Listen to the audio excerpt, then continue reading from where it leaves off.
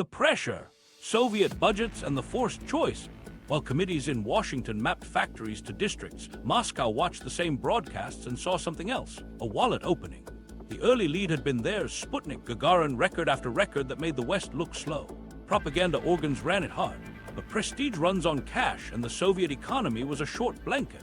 Pull it up over space, expose your feet in agriculture and consumer goods, pull it down to cover tanks and ICBMs, and your cosmonauts shiver. Inside the Kremlin, planners faced arithmetic that didn't flatter.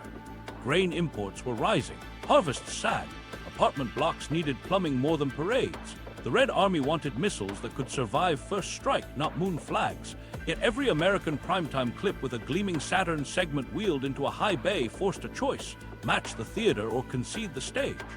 Matching meant committing scarce rubles to heavy-lift dreams. Conceding meant handing the narrative to your rival and hoping your tanks spoke louder than their television. They tried to split the difference, keep the propaganda edge with dramatic firsts, invest in ICBMs, the strategic backbone, and build a moon booster on paper. The N1 was the chosen path, a forest of clustered engines meant to avoid the need for massive single chambers. It looked elegant in artists' renderings. In the factories, it was chaos. The Soviet industrial base wasn't set up for that kind of integration. Rival design bureaus competed instead of cooperating. The doctrinal habit of secrecy meant lessons learned in one shop stayed there. Meanwhile, something else was happening. The Americans weren't just spending, they were testing publicly, failing publicly, and fixing in view of the world. That feedback loop was a luxury the Soviets didn't allow themselves. The budget tension bled into everything. Consumer goods already lagged. Rural shortages were touchy. Military demands only grew. The leadership could fund defense parity and a space station program that directly supported reconnaissance and military applications, or it could chase a lunar spectacular that ate capacity and returned little to warfighting. Soyuz and Salyut offered more utility per ruble: orbital endurance, docking practice, surveillance platform. A moon landing, by contrast, was a milestone that didn't spin off as much for the Red Army. The Americans had designed a fiscal trap, and the trap's teeth were deadlines and network television. On paper, the N1 moved. On launch pads, it didn't. In 4 attempts, the rocket failed before reaching orbit, one exploding so violently it turned the pad into a scrapyard. Each failure cost money, parts, and faith. Worse, the failures revealed structural problems, inadequate ground testing because test stands that could simulate full engine clusters were never built, a turbine design prone to catastrophic oscillation, sensor wiring vulnerable to vibration. These are fixable if you have time and a tolerant budget. The Soviet program had neither. Behind the failures sat an economic system strained by the simplest complaints: a line for meat, a delay for boots. While the United States made the moon a weekly TV serial with spotless control rooms and smiling families. From their perspective, Soviet engineers were heroes working with blunt tools. They improvised. They balanced competing bosses, each guarding turf. They fought for test time, for better metallurgy, for a line item that didn't vanish at the next 5-year plan review. The political pressure to catch up without spending like the Americans produced compromises that made failure more likely. One bureau controlled engines, another airframes, another avionics. Interfaces became battleground. Without a single prime to arbitrate and absorb risk, the system paid in schedule slips and hidden flaws. Meanwhile, the Soviet propaganda apparatus calibrated its story. Celebrate long-duration flights. Emphasize space stations as the future, homes in orbit, not flags in dust. Play up the military relevance of orbital platforms. The subtext were practical. The Americans are theatrical, but the theater mattered. Allies watched. Non-aligned states watched. The moon became geopolitical shorthand for competent. That translated into trade ties, diplomatic leverage, and soft power. Things the Kremlin needed as much as missiles. The opportunity cost grew. Every ruble toward N1 was a ruble not spent modernizing agriculture or building consumer capacity that could quiet domestic grumbling. As Apollo surged, the Soviet path bent toward utility. Focus on ICBMs and air defense. Keep manned spaceflight alive, but align it with stations and docking that supported reconnaissance and military logistics. The moon remained technically possible, politically appealing, economically hostile. In the aftermath of Apollo 11, the choice got easier and harder. Easier because the prestige prize was already claimed on live TV. Harder because the temptation to answer with a landing of their own lingered. By then, the N1's pattern of failure was a warning, not a hurdle. The leadership faced a math problem with only one solution that didn't risk wider breakdown: accept the loss on the lunar front, declare the future in orbit, and pour resources where they mattered to state security. Here's the twist. Even in retreat from the moon, the Soviet space program remained formidable. Stations taught endurance, docking, rendezvous, skills that later defined international cooperation and military operations in orbit. But the moon gap was public, and that publicity carried economic weight. The American bet had paid. Moscow either burned cash chasing a diminishing prize or stepped back and conceded the frame. They stepped back. Back in the US, speed had a price. The human cost. Fire, fatigue, and silent burials. Back in the US, speed had a price, and the bill came due inside a sealed capsule on a quiet pad. January 27, 1967. A routine plugs-out test for Apollo 1. No fuel, no engines, just systems checks. Inside, pure oxygen at pressure turned the cabin into a tinderbox. A wire chafed, likely under the crew's left couch. An arc, a spark, then flame raced like it had been waiting its whole life. The hatch, inward opening and bolted for pressure integrity, trapped Gus Grissom, Ed White, and Roger Chaffee as the cabin pressure spiked and smoke blinded everyone. In 17 minutes, 3 families lost their future. The stakes were simple. Design shortcuts and cultural habits collided with a deadline. Contractors had flagged messy wiring bundles, flammable Velcro, nylon netting, and scattered debris. Engineers wrote memos about mixed materials and oxygen hazards. Some warnings moved, others met the wall of schedule. The test seemed safe. No ascent, no fuel, no risk the public would understand. The hazard lived in the details. A wire rooted near aluminum structure, flammable materials everywhere. A hatch that couldn't be opened fast enough by men breathing soot. Action moved quickly after the fire. NASA froze the program and convened a board. Investigators photographed char patterns, traced wire runs, and reconstructed how heat leapt from panel to panel. North American aviation took the brunt: workmanship, quality control, compartment cleanliness. The board's findings read like a checklist of cultural failure: poor configuration control, insufficient hazard analysis for a high-oxygen environment, inadequate emergency egress. Grissom's widow faced cameras with steady eyes. Ed White's father, a general, demanded facts, not comfort. Roger Chaffee's wife wrote a letter she never expected to write before 30. The impact rippled through every hallway. Flammability standards tightened. Materials databases were rewritten. The inward opening hatch died that day. A quick-release outward opening hatch took its place with test rigs timed by stopwatches and fear. The cabin atmosphere changed. Less oxygen, more nitrogen on the ground. Wiring standards grew teeth. Separation, shielding, tie-downs, documented routes. No Velcro near potential ignition sources went from suggestion to law. Meanwhile, something else happened. The incentive structure that rewarded speed got a counterweight. Safety showed up wearing a badge that could stop a milestone. Before and after the fire, whistleblowers carried quiet burdens. A test technician in Downey wrote a memo about frayed bundles that kept getting cut for tow. A quality inspector in Bethpage filed a nonconformance report that lived in a drawer until the board asked for it. A young engineer at a subcontractor insisted on heat shrink over tape and earned a reputation for being difficult. They weren't famous. They went home late, ate cold dinners, and wondered if saying one more sentence earlier would have changed anything. Fatigue dug trenches no camera captured. Double shifts became normal. Schedules moved like moving walkways. Miss a step and you stumbled hard. A wiring team worked until 3 a.m. under floodlights, then came back at 11 to reroute the same harness with a new spec stamped urgent. A software coder at IBM slept under her desk the night before a simulation because the patch needed one more test vector. A machinist skipped his kid's school play because a rework order came in at 4 with a noon deadline tomorrow. Micro-stories like these wrote the human ledger that never made the budget.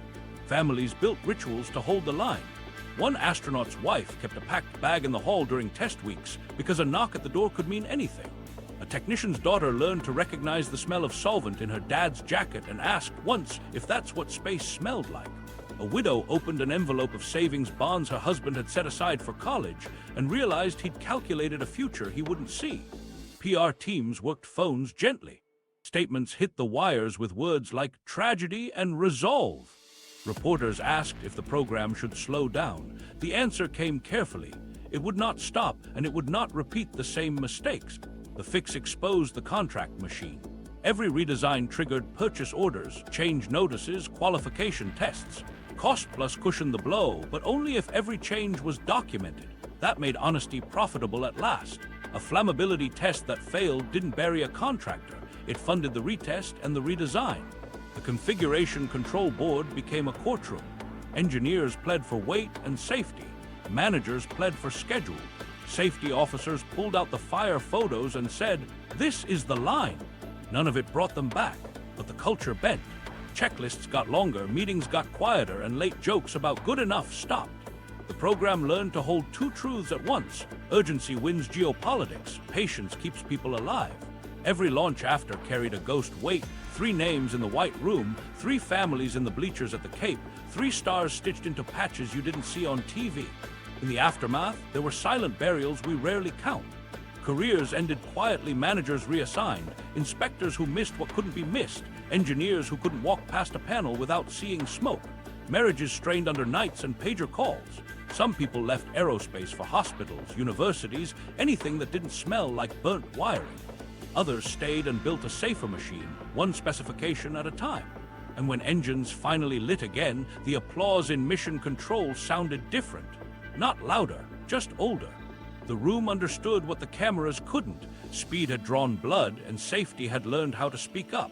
The fix: engineering truth versus contract incentives. The fire changed the vocabulary. Prove it replaced probably fine. Overnight, redesigns weren't nice-to-haves. They were passports to continue. The first truth was mechanical. The hatch had to open fast, outward, under stress, with gloved hands and smoke-stinging eyes. Teams built mock-ups, clocked egress drills, then shaved seconds with spring preloads and lever geometry until muscle memory beat panic. Ground oxygen mixes shifted too. Nitrogen blended in, valves re-rated, gauges recalibrated so a test cell couldn't turn into a kiln. Wiring became a religion. Bundles were rerouted, tied, shielded, and separated like sworn enemies. Connectors got locking detents. Materials went on trial. Velcro limited, nylon banished near any spark path, aluminum edges deburred and capped. Every panel got a flammability pedigree. Every cloth wrap got a burn test under a hood with a stopwatch. The new mantra sounded simple and relentless. Remove ignition sources, starve fuel, design for escape. Meanwhile, the paperwork skeleton hardened into a backbone.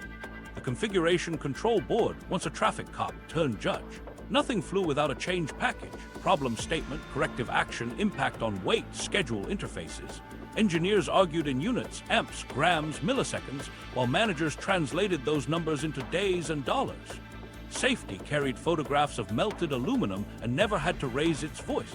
When the board stamped approved, it meant the machine accepted the consequences. More mass, more tests, more time.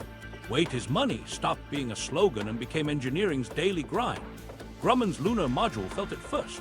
Fixes added grams everywhere, extra shielding, insulated clamps, non-flammable coatings, and those grams climbed into kilograms. The lander's margins narrowed. To win them back, teams drilled holes in brackets, switched to honeycomb panels, redesigned struts, and fought for every gram like it was oxygen. The paradox was plain. Safety demanded additions. Physics demanded subtraction. Under cost plus, the path through the paradox was legible. Document, redesign, test, build. The incentive wasn't to hide mass, it was to justify it and then claw it back honestly. IBM's software crunch revealed a different imbalance. The guidance computer had to be deterministic, resilient to noise, and maintainable under an audit's microscope. That meant formal specs, version control, redundancy routines, and test harnesses with failure injection. Heroic overtime made good myth but bad systems. Managers learned to ban cowboy fixes, freeze interfaces, and let the test suite be the hero. Under the contract, discipline was billable. Under the physics, discipline was survival. The award fees followed reliability curves, not bedtime stories about code written at dawn. Across the primes, the incentives finally bent toward truth. A contractor who surfaced a hazard early could fund the fix through change orders and avoid a show-stopping failure in front of cameras. A manager who protected test time could anchor schedule credibility. NASA rewired award criteria to reflect it. Safety findings reported promptly, corrective actions closed, audits clean. You could still earn a bonus, but you had to bring receipts. Test data, nonconformance closures, material certifications. There was tension in every hallway. The board's approvals added mass and months. Congress still watched calendars. Program leads learned to run parallel plays. One team shaved weight while another validated the fix that added it. Long lead parts were ordered with contingencies baked in alternate materials, second source vendors, so a bad test didn't empty a factory. That cost money, but it bought options, and options kept the launch date from becoming fiction. Microstories carried the shift. A materials engineer in Cleveland rejected a batch of self-extinguishing foam that smoldered for 12 seconds past spec, then wrote the memo that respecified the supplier. A technician in Bethpage updated torque charts after a clamp slipped during vibration. The new values became gospel in 3 plants within a week. A young analyst at Marshall found a resonance peak in a hatch spring under thermal cycling. The hinge geometry changed the next sprint. None of these moments made headlines. All of them made it to the pad. The fix exposed the limits of workshare politics. Some processes moved closer to labs that could certify new standards. A few district maps lost a dot. Program managers came armed with failure mode charts to defend those relocations, keep critical paths tight, push non-critical work outward. Congress grumbled, then visited the test rigs and signed the letters anyway. Safety had arguments that voters could see. A door opening in 3 seconds flat, a wire refusing to arc under load. Not every incentive bowed. Cost plus still cushioned overruns, and a clever contractor could hide inefficiency in the fog of necessary redesign. NASA answered with data, earned value tracked to test milestones, not slideware, award fees gated by closed corrective actions, random audits that crawled through drawings and traveler sheets. The message landed. You can get paid to fix, not to drift. By the time the Saturn V rolled again, the culture had new reflexes. Checklists lengthened and got sharper. Simulations ran with fault injection as a feature, not a scare tactic. The White Room rehearsed egress like a sport. And when a manager asked, "Can we make the window?" an engineer answered, "Show me the test." Then came the TV moment worth 1 billion votes, and the world saw a clean room full of humans who taught a machine to respect fear. The pageant, media, myth, and the $50 billion ad. Then came the TV moment worth 1 billion votes. Network cameras parked inside mission control. The sets looked like cathedrals of competence, rows of consoles, blinking indicators, men in white shirts and thin ties speaking a language that felt safe. Walter Cronkite leaned close to the lens, glasses sliding down, voice steady as a metronome. He didn't sell rockets, he sold reassurance. And every clean shot of a Saturn V lifting through Florida humidity doubled as a national commercial. Your money at work, exquisitely. NASA understood the stagecraft. Public Affairs booked school 2 months out. They mailed classroom kits, film strips, lithographs, worksheets with star charts and simple trajectories. Kids traced lunar orbits with pencils while teachers said, "Someday that could be you." Meanwhile, something else was happening. The same kids went home, turned on the set, and found a primetime special sponsored by a contractor whose logo looked great next to a rocket plume. Corporate America learned that space was the only ad buy where the government supplied the footage. CBS built moon rooms, studio mock-ups of Houston consoles with animated schematics timed to telemetry. They rehearsed failure callouts so they could narrate if something went wrong without sounding lost. ABC played the human angle, wives on couches, kids in pajamas, dads at VFW halls nodding into coffee. NBC zoomed out to geopolitics. Each frame helped lock a coalition. The STEM kid, the family patriot, the Cold War hawk. Ratings translated into letters to Congress, and letters translated into appropriations that kept factories humming. The iconography got personal. Wristwatch ads bragged about surviving the vacuum. Pen companies promised ink that flowed upside down because it flowed on the moon. Automakers ran spots with astronauts sliding into sedans like capsule egress. You bought a watch, you bought a slice of competence. You bought a car, you bought a whisper of mission control. Corporate co-branding turned public expenditure into private aspiration. It worked because the footage was undeniable. Men stepping onto gray powder, voices clipped and calm, an American flag stiff in a place with no wind. The narration language mattered. We went to the moon. We solved the problem. We came in peace for all mankind. That we did something clever. It blurred the line between taxpayer and contractor. When we succeed, no one asks who got the margin. They ask where to buy the commemorative stamp. NASA's press kits leaned into it. Clean diagrams, fact cards, mission patches you could cut out. The science wasn't dumbed down. It was translated into a story that made technical risk feel like a family plan. Meanwhile, local TV stations turned the Space Coast into a pilgrimage. Camera crews camped at motels with neon signs and airbrushed rocket murals. They interviewed restaurant owners who made moon pies the size of steering wheels. They ran B-roll of kids on beaches pointing at contrails. Civic Pride covered the economic engine.